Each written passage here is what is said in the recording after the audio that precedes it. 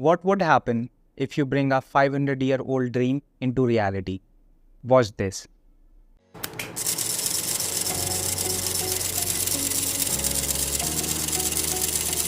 Back in 2017, I sketched my own version of Da Vinci's Ornithopter, a majestic flying machine inspired by the genius himself. Just a few days back, I stumbled upon this forgotten masterpiece in my old sketchbook and thought it's time to bring this to life.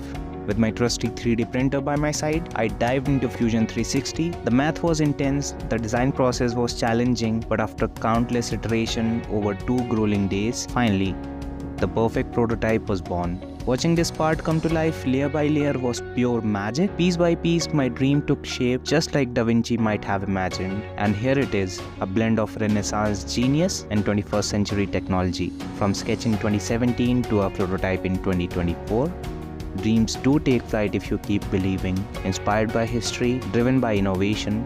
What's your next dream project? I'll see you in the next one.